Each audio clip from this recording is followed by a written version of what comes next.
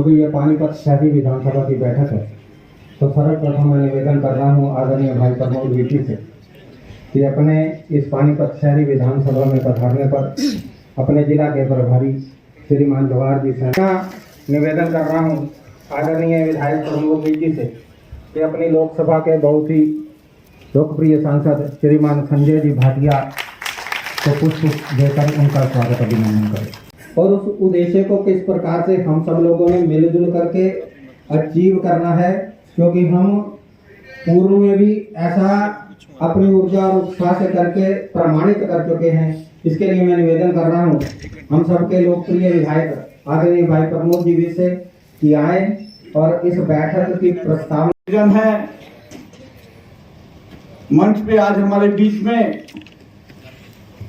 हमारे प्रभारी जवाहर शहरी जी आए हुए हैं, सांसद करनाल लोकसभा क्षेत्र। आज का जो कार्यक्रम है, थोड़ी सी शायद जानकारी आपको होगी कि ये हमारे लिए सौभाग्यशाली हम लोग की पानीपत के अंदर जो शुगर मिल थी यह है बहुत पुरानी, जो घाना रोड पे थी, लगभग 70 साल पुरानी ये शुगर मिल थी और किसानों को बहुत तकलीफ थी। गन्ने का उत्पादन ज्यादा था और मिल की कैपेसिटी जो है बहुत कम थी और किसानों को अपना गन्ना लेकर यूपी जाना पड़ता था, दूसरी जगह जाना पड़ता था, जाने आने में भी दिक्कत थी और साथ में पेमेंट्स की बहुत बड़ी दिक्कत थी। यूपी से पेमेंट आज भी बहुत सारे किसान भाइयों की रुकी हुई है, करोड़ों की वैल्यू में पैसा नहीं आया। पूर्व की सरकारों ने वायदे तो बहुत किए, मिल लगाएंगे किसानों को वायदे करते रहे, लेकिन पूरा किसी ने नहीं किया। पूरा अगर किया तो हमारे मुख्यमंत्री माननीय मनोहर लाल जी ने वायदा पूरा किया। पानीपत को 400 करोड़ रुपए की शुगर मिल दी और समयबद्ध तरीके से उसको चालू करने के लिए माननीय मुख्यमंत्री एक तरीक को हमारे बीच में आ रहे हैं। उसी के निमित्त हमने आज ये बैठक रखी हुई है। कार्यक्रम शाम को 6 बजे के लगभग है। 1 तारीख को संडे है और 6 बजे कार्यक्रम डाहर में शुगर मिल में होगा। मेरी आप सबसे प्रार्थना ये है कि हम सब लोग इस कार्यक्रम में बहुत भारी संख्या में पहुंचे और मैं आपसे वायदा करता हूं कि जो लग रहा है कि हम लुधियाना को भी अगले 2 साल में पीछे छोड़ देंगे। पहले पानीपत हैंडलूम के नाम से जाना जाता था, फिर टेक्सटाइल के नाम से हुआ, आज ये हब बन चुका है।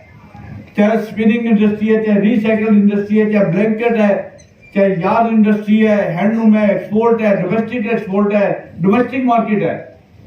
आप जिधर देखें इतना व्यवसाय और इतना एम्प्लॉयमेंट जो है पानीपत में टेक्सटाइल की देन है ये। तो माननीय मुख्यमंत्री से प्रार्थना करेंगे तो आपके साथ भी चाहिए, संख्या भी चाहिए। मैं कुछ थोड़े से प्रोजेक्ट आपको बताता हूं जिसके ऊपर हमने पिछले 1 साल में काम किया है। इवन कोविड में भी हम काम कर रहे थे। किसी भी प्रोजेक्ट को करने के लिए 1 साल का समय लग जाता है, उसकी फिजिबिलिटी रिपोर्ट लेने के लिए, उसकी डीपीआर बनाने के लिए, प्रोजेक्ट रिपोर्ट बनाने के लिए, उसकी अप्रूवल्स लेने के लिए, और ये सब काम हमने पिछले साल में किया है। आपको हैरानगी होगी कि मैं कुछ प्रोजेक्ट आपको बताता हूं जो ऑलमोस्ट माननीय मुख्यमंत्री जी की टेबल पे है। माननीय संजय भाटिया जी का इसमें पूर्ण सहयोग है। हम लोग लगातार इस पे विचार विमर्श करते रहते हैं कि और पानीपत के लिए क्या किया जाए। क्राउडेड सिटी है, ट्रैफिक का बहुत बुरा हाल है और भी कई सारी योजना मैं आपसे साझा करता हूं। और अगर आपका कोई और सुझाव होगा तो आप जरूर मुझे बता दीजिएगा। अभी 2 दिन है आपके पास कि पानीपत को आपको लगता है कि इसके अलावा और भी कुछ माननीय मुख्यमंत्री जी हम प्रार्थना करें तो जरूर करेंगे, लेकिन उसमें आपका सहयोग ये चाहिए कि भारी संख्या में आप लोग वहां पे जरूर है। माननीय मुख्यमंत्री के पास जो अप्रूवल होके प्रोजेक्ट पहुंच चुके हैं, मैं आपको बताना चाहूंगा ये कुछ वो प्रोजेक्ट हैं जो सभी तरह की अप्रूवल्स होने के बाद कितने कितने फंड्स के वो प्रोग्राम हैं, ये उनकी टेबल पे जा चुके हैं। विभागों से, डिफरेंट मिनिस्ट्रियों से भी जा चुके हैं और मैं उम्मीद करता हूं माननीय मुख्यमंत्री बहुत जल्दी इन कामों को शुरू कराने वाले हैं। इनमें सबसे पहले तो है कि एक इंडस्ट्री एरिया से रेलवे ओवरब्रिज जो कि सीधा कनेक्ट करेगा जीटी रोड सेक्रेटरीट को। आज हमें हाली पार्क जाने में 20 मिनट लगते हैं, अगर हमें तहसील कैंप से जाना पड़े 25 मिनट लगते हैं। आपको 2 मिनट भी नहीं लगेंगे, सेक्रेटरीट से it will take you 2 minutes, आप खाली पार्क पहुंच सकते हैं, इंडस्ट्री एरिया में जा सकते हैं। दूसरा हमारा जो गोहाना रोड का फ्लाई रेलवे ओवरब्रिज है, ये अभी 2 लेन का, इसको 4 लेन करने का पास हो चुका है और इसके डॉक्यूमेंट जा चुके हैं। इसके साथ ही साथ जो हमारा नाका है असम नाका, उसके ऊपर रिफाइनरी रोड पे बहुत ट्रैफिक बढ़ चुका है। अगर आप देखें वहां से निकलने में बहुत समय लगता है, तो वहां पे एक नहर के पैरेलल हम फ्लाईओवर ला रहे हैं ताकि रिफाइनरी रोड चलती रहेगी और नीचे से ट्रैफिक जींद की तरफ या उधर जाने वाला ट्रैफिक निकल जाएगा। ये फ्लाईओवर अप्रूव होके इसके फंडिंग पूरा प्रोजेक्ट जा चुका है। इसके साथ ही साथ पानीपत एक बहुत पुराना शहर है। मैं आपसे साझा करता हूं कि यहाँ पर ओल्ड सिटी है, वो लगभग 1955 और 60 में पाइपलाइन डली थी पानी की गंदा पानी पीने को आ रहा है। पाइपलाइन कई गल चुकी है, कोई मिक्सअप हो चुका है, सीवर की प्रॉब्लम है, स्टॉर्म वाटर रेन वाटर निकलने का कोई साधन नहीं है। तो इस सारी योजना हमने पब्लिक हेल्थ डिपार्टमेंट के साथ बैठ के बनाई। मुख्यमंत्री जी ने मीटिंग ली, माननीय मुख्यमंत्री जी ने सभी डिपार्टमेंट्स को बुलाया, पानीपत से कमिश्नर साहब को बुलाया, यहाँ से एक्सीएंस को बुलाया, करनाल से एससी को बुलाया और उनको निर्देश दिया कि ये प्रोजेक्ट करना है। मैंने वो प्रोजेक्ट करने से पहले सभी अपने जो हमारे पार्षद गण है उनको मीटिंग करवाई अपने पब्लिक हेल्थ डिपार्टमेंट के साथ, ताकि उनको नक्शे दिए, कोई गली छूटनी नहीं चाहिए। जहाँ सीवर नहीं है सीवर डलेगा, जहाँ पाइपलाइन छोटी है बड़ी डलेगी, पीने का पानी नहीं है वो डालें, अगर नहीं है तो डालिए, छोटा तो बड़ा करिए। सभी पार्षदगण ने मीटिंग की और उसके बाद ये प्रोजेक्ट बन के ऊपर जा चुके हैं। लगभग 70-72 करोड़ का ये प्रोजेक्ट है जो आपके बीच में बहुत जल्दी हम लाने जा रहे हैं पानीपत के लिए, पीने का पानी और सीवर का। इसके साथ ही पानीपत में 28 बस्ती हैं। इन 28 बस्ती का हमने सर्वे कराया। उनको पूरा हक है कि उन बस्तियों में लोग रहने वाले वैसे रहें जैसे मॉडर्न उनके एनवायरनमेंट है, सड़कें हैं, साथ नाली है, सब कुछ है, तो उन लोगों का ऐसा होना चाहिए। और इसका पूरा प्रोजेक्ट बनके 28 बस्ती का यूएलबी को जा चुका है। लगभग 27 करोड़ रुपए का ये प्रोजेक्ट बना है फाइनली, और मैं उम्मीद करता हूँ ये प्रोजेक्ट जल्दी आएगा। जो बस्तियों में लाइटें हैं, चाहे सीवर है, चाहे उनका पीने का पानी है, सभी योजनाबद्ध तरीके से उनको ठीक करके दिया जाएगा। इसके साथ ही पानीपत क्योंकि इंडस्ट्रियल टाउन है और आप देखते हैं कि आगजनी से बहुत नुकसान होता है। फायर ब्रिगेड है, ओल्ड इंडस्ट्री एरिया के अंदर है, और इंडस्ट्री सारी जो है वो हमारी चौटाला रोड पे या 29.12 में, 25.12 में और कुराड़ इस तरफ चली गई है। फायर ब्रिगेड को पहुंचता तो इंडस्ट्री खत्म हो जाती है। तो हमने माननीय मुख्यमंत्री प्रार्थना की और फायर ब्रिगेड के लिए हुड्डा में 25.2 में ड्रेन नंबर 1 के साथ इसकी जगह अलॉट करने के लिए निगम को लेटर आ चुका है और बहुत जल्दी ये प्रोजेक्ट पानीपत को मिलेगा, ऐसा माननीय मुख्यमंत्री को हम दे चुके हैं डॉक्यूमेंट। जो पुरानी सब्जी मंडी है सिलौली रोड पर, इसके एक इंडोर स्टेडियम आ रहा है जिसके अंदर लगभग 9 टेबल टेनिस बैडमिंटन कोर्ट हैं, 8 टेबल टेनिस के हैं, रेसलिंग के हैं, बॉक्सिंग के हैं। ये पूरा प्रोजेक्ट हमने बना के अप्रूवल करके इसका लगभग 43 करोड़ रुपए का ये प्रोजेक्ट डिपार्टमेंट को दे चुके हैं। मैं उम्मीद करता हूं कि मुख्यमंत्री प्रार्थना करता हूं कि बहुत जल्दी इसको पूरा किया जाए। एक मॉडल टाउन के अंदर रेनोवेशन प्लान है, उसकी भी योजनाबद्ध तरीके से हमने प्रोजेक्ट बना के भेज दिया हुआ है, पूरी डिटेल कर चुके हैं। निगम ने वो पास किया था हमने हाउस की मीटिंग के अंदर, ये प्रोजेक्ट भी हम ऊपर भेज चुके हैं।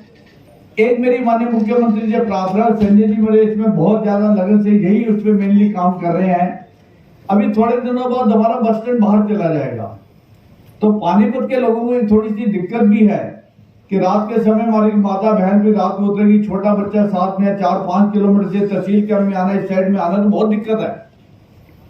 तो हमने इसके लिए माननीय मुख्यमंत्री प्रार्थना किया, मैंने संजय भाटिया जी से प्रार्थना किया कि हमें एक एलिवेटेड बस स्टॉप ये आर्या कॉलेज के बिल्कुल सामने ही बे बना दिया जाए, फ्लाईओवर के बराबर में, ऊपर लिफ्ट लग जाएगी, सीढ़ियां लग जाएगी नीचे आने के लिए, ताकि पानीपत के यात्री यहीं से उतरे यहीं से चढ़े, दोनों साइड में, दिल्ली वाली साइड में भी, इस साइड में भी। इसकी फिजिबिलिटी है, माननीय संजय भाटिया इस पे काम करें, मैं उनसे प्रार्थना करूंगा। नेशनल हाईवे का क्योंकि काम है तो उसकी जिम्मेवारी उन्होंने ली हुई है और लगातार मीटिंग हो रही है। मैं उम्मीद करता हूँ बहुत जल्दी ये प्रोजेक्ट अगर पानीपत को मिल जाए तो पानीपत के लोगों को थोड़ा सा इसमें बेहतर हो जाएगा, क्योंकि बस स्टैंड दूर जाने जा रहा है थोड़ा सा। एक हमारा वार्ड नंबर 11 के अंदर जगह पड़ी है लगभग 3 एकड़ के लगभग। उसके लिए कुछ लोग वहां चाहते थे स्कूल बने, कुछ लोग चाहते हैं कॉलोनी बने। हमने इसके लिख के भेज दिया ऊपर, निगम ने पास भी कर दिया था इसका हाउस की मीटिंग के अंदर। मैं समझता हूँ बहुत जल्दी इसके ऊपर निर्णय हो जाना चाहिए और मुझे लग रहा है क्योंकि स्कीम बदली नहीं जा सकती, मुझे बताया गया है, तो यहाँ पर गरीबों के लिए मकान फ्लैट 2.5 एकड़ में लगभग 700 फ्लैट की योजना है जो गरीबों के लिए बनाए जाएं और बीपीएल के लिए बनाए जाएं और उनको ड्रा के द्वारा इसको दे दिया जाए। ऐसी योजना हमने बना के दे दी है। एक आपसे और साझा करता हूं कि सिनोली रोड जो है, सिनोली रोड 4 लेन होने जा रही है। इसके लिए 74 करोड़ रुपया भी मंजूर हो गया है। ये संजय चौक से लेके ये कुराड़ तक जाएगी, जहां नेशनल हाईवे जो संजय गांधी हॉस्पिटल से आ रहा है उसमें जाके मिल जाएगा। इससे शहर का ब्यूटिफिकेशन भी होगा, सुविधा भी लोगों को बहुत होगी। इसके साथ ही मैंने एक और माननीय मुख्यमंत्री से प्रार्थना की है कि हमें पानीपत में एक गर्ल्स कॉलेज दिया जाए। हमारे पास गर्ल्स कॉलेज नहीं है, हमें एक गर्ल्स कॉलेज की जरूरत है यहां पर। और एक साथ में मैंने प्रार्थना की है कि हमें एक गर्ल्स हॉस्टल भी दिया जाए बच्चियों के रहने का। इंडस्ट्रियल टाउन है, बाहर से बहुत सारी बच्चियां आके नौकरी करती हैं यहाँ, उनके रहने की व्यवस्था कई बार ठीक तरह से नहीं हो सकती। अगर एक गर्ल्स हॉस्टल भी कहीं बन जाए तो उससे सुविधा होगी। एक माननीय संजय भाटिया जी ने प्रोजेक्ट लिया हुआ है और उस पर हम काम कर रहे हैं लगातार। जीटी रोड को किस तरह से चौड़ा किया जा सकता है, जीटी रोड को किस तरह, अभी तो क्या है कि सड़क है, फिर ड्रेन आ जाती है, फिर इनर लेन है, फिर ड्रेन है, फिर थड़ी है, कोई सिस्टमैटिक नहीं बना हुआ, जबकि जगह बहुत पड़ी है। तो संजय भाटिया जी और डीसी साहब इसके ऊपर लगातार काम कर रहे हैं और अगर भगवान ने चाहा, उम्मीद है कि इस काम को भी हम आगे बढ़ाएंगे ताकि जो 3-3.5 किलोमीटर का एरिया है इसमें सर्विस लेन भी बन जाए और ड्रेन भी बन जाए। ऐसा हम लगातार संपर्क कर रहे हैं। और एक मैं आपको बताना चाहूंगा कि आजाद नगर में कृष्णपुरा के हमारे साथी बैठे हुए, रिचेर मेरे हमारे पार्षद है प्रमोद देवी जी और जसमेर भाई ने बहुत बार विजिट भी करवाया, मैं वहां गया हूं। फूड कॉर्पोरेशन ऑफ इंडिया की एक लगभग 3-4 एकड़ के लगभग लैंड पड़ी है, कई सालों से वो कोई नहीं संभाल रहा, कब्जे होते जा रहे हैं और उस एरिया के अंदर कोई गवर्नमेंट का स्कूल नहीं है। मैंने भाई संजय भाटिया जी से प्रार्थना की है कि किसी तरह से एफसीआई की वो जगह है, अगर एजुकेशन डिपार्टमेंट को मिल जाए और वहां एक स्कूल बन जाए, बड़ा स्कूल बन जाए, ऐसी प्रार्थना भी हम माननीय मुख्यमंत्री से करने जा रहे हैं। मैंने लिख के दिया उनको। एक इंडस्ट्री के लिए सर्दियों में क्या होता है कि बहुत सारी इंडस्ट्री बंद हो जाती है, अनएम्प्लॉयमेंट हो जाती है, एनजीटी की वजह से इंडस्ट्री बंद करनी पड़ती है। तो एक कॉमन बॉयलर लगाया जाए, जैसे गुजरात में है, पूरी इंडस्ट्री के लिए अलग अलग एरिया में कॉमन बॉयलर लगा दिया जाए। तो आपको जानकारी देना चाहूंगा, माननीय मुख्यमंत्री जी और जो HSIDC वाले हैं और industrial minister, deputy chief minister साहब इसकी कई मीटिंगें ले चुके हैं और ये प्रोग्रेस पे है ये काम। मैं उम्मीद करता हूं कि पानीपत को आने वाले समय में एक कॉमन बॉयलर मिल जाएगा, हर फैक्ट्री से हमें बॉयलर हटा देंगे और इसकी कॉमन बॉयलर से उसकी सप्लाई होगी ताकि सर्दियों में जो फैक्ट्रियां बंद हो जाती है, जो बच्चे अनएम्प्लॉयड हो जाते हैं, उसमें बचाव होगा। ये कार्यक्रम ले रहे हैं। पर एक मैंने प्रार्थना की है कि निगम की जो अमित जी ने भी लिखा है उनको, निगम की जो अपनी कोई बिल्डिंग नहीं है, 2-3 जगह पे ये लोग काम कर रहे हैं और उसमें बहुत असुविधा, लोगों को बहुत असुविधा है। मेरी उनसे प्रार्थना है कि हमें सेक्रेटरीट के अंदर 1-2 एकड़ जगह दे दी जाए, मल्टी स्टोरी बिल्डिंग उसमें निगम की बना दी जाए ताकि जिसको भी काम पड़ता है वो वहां से आकर अपना काम निकाले। ऐसा मैंने प्रार्थना की है। एक मैंने संजय भाटिया जी से डिस्कस किया था, पिछले दिनों मैंने हाउस में भी बात कही थी, विधानसभा में, और अब माननीय मुख्यमंत्री को मैंने लिख के दिया है। बहुत जरूरी एक विषय है कि हमारे यहाँ राजीव कॉलोनी है, राजीव कॉलोनी के निवासी जो पुराने, बहुत पुराने बैठे हुए हैं, मुद्दत होगी 10-20 साल हो चुके हैं बैठे हुए, कस्टोडियन की जगह है वो। मैंने माननीय मुख्यमंत्री रिटर्न में प्रार्थना की है कि उन लोगों को ये जगह दे दी जाए। हम सर्कल रेट नहीं दे सकते, हमारे वहां के रहने वाले लोगों के बस का है ही नहीं कि सर्कल रेट दे पाए, इसलिए काम नहीं हो रहा है। उनसे नॉमिनल चार्जेस लेके अगर उन लोगों को जिसमें वो 30-30 साल, 35-35, 40-40 साल से बैठे हुए हैं, उनको ये जगह दी जाए तो हम उनका बहुत धन्यवाद करेंगे, हमारी समस्या का वो हल करें राजीव कॉलोनी के लिए। ऐसा मैंने प्रयास किया है। एक मैंने प्रयास किया कि डेयरी से हमें चाहिए, डेयरी शहर से बाहर निकालनी होगी। यही हमारी प्रॉब्लम है। जो हमारे सीवर सिस्टम चौक हैं जो काम नहीं करते, जितना मर्जी पैसा लगा दो कुछ नहीं होता, वैसे के वैसे रहते हैं। कि किसी तरह से हम 2 डेयरी फार्म भी यहाँ पे बनाए, डेयरी सेक्टर बनाए, एक बरसत रोड पर और एक जो हमारा बिंजोल के पास पहले बना उसको एक्सटेंड करें, ऐसी मैंने प्रार्थना की है। एक हमने रिक्वेस्ट की है हेल्थ के ऊपर। पानीपत का हॉस्पिटल बहुत सुंदर हमें हमारे मुख्यमंत्री ने दिया, बहुत बड़ा हॉस्पिटल, अगर आप जाके देखिए। और आप एक नया हॉस्पिटल उसके साथ बन रहा है, आपको सूचना देना चाहूंगा। 100 बेड का hospital, mother and child hospital. Maximum delivery जो होती है पानीपत जिले में होती है। उसके लिए मैंने प्रार्थना की, हमें एक तो कैथ लैब चाहिए, एक हमें कैंसर ट्रीटमेंट का सेंटर उसमें चाहिए और एक MRI मशीन चाहिए। इसके लिए मैंने प्रार्थना की है। ये सब काम मैंने माननीय मुख्यमंत्री को प्रार्थना की है, आपके दम पे किए हैं। लेट मी टेल यू, आपने मिलकर ये आवाज उठानी है वहां कि पानीपत की ये नीड है, पानीपत की ये जरूरत है। तो भाई सोच लो, जो हिंदुस्तान में रहते हैं, हिंदुस्तान की खाते हैं और जय पाकिस्तान की बोलते हैं, उनके साथ मोदी के सिपाही किस तरह से राजी के होंगे भाई। एक लाइन बोलेगा, अगले वाले क्या बोलेंगे? वो बोलेगा अफजल गुरु हम शर्मिंदा हैं। अगली उसके जो केजरीवाल के सामने भीड़ खड़ी होगी वो बोलेगी तेरे कातिल जिंदा है। कातिल कौन? क्योंकि उसने पार्लियामेंट में हमला करा था और उसके बाद मास्टरमाइंड था, उसको फांसी होगी थी। हमला करने वालों के पक्ष में केजरीवाल ये बोल रहा है कि अफजल गुरु हम शर्मिंदा हैं, तेरे कातिल जिंदा है। उसका नारा होगा ये, हम नारा देंगे भारत माता की, आप बोलोगे जय। इतना फर्क है, ज्यादा फर्क नहीं है। वैसे तो आदमी वो भी बहुत बढ़िया है। वो बोलेगा कि हिंदुस्तान तेरे टुकड़े होंगे कई हजार। आगे से आवाज उसकी जिस जहां से वो वोट ले रहा है वो भीड़ बोलेगी इंशाअल्लाह इंशाअल्लाह। इतना फर्क है केजरीवाल और हमारे में। उसको इलेक्शन जीतना है, उसको नक्सलवादी मिल जाए, उसको पाकिस्तान की जय बोलने वाले मिल जाए, उसको हिंदुस्तान के टुकड़े करने वाले का सपना देखने वाले मिल जाए, उसने तो भाई उनके वोट लेने हैं। वो कहीं का भी कहीं जाके कुछ करके आ सकता है और समाज को बांटने के लिए, जातियों में बांटने के लिए कोई ना कोई नारा दे सकता है, लालच भी दे सकता है। उसने अपनी गोद से तो पैसे देने नहीं भाई। उसने तो जो लोगों की, आपकी गाढ़े खून पसीने की कमाई, जो उस गाढ़े खून पसीने की कमाई को लुटाने का काम वो कर सकते हैं, उस लारे में सरकार बना सकते हैं।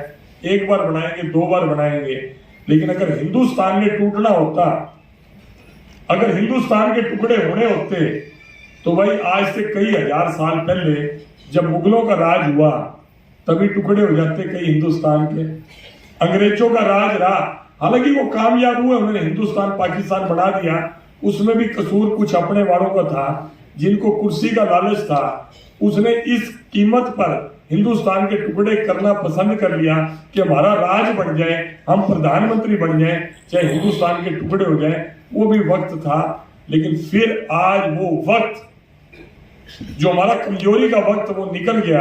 आज हमारा ताकत का वक्त दोबारा आया। आज उस उदाहरण देने की जरूरत नहीं है।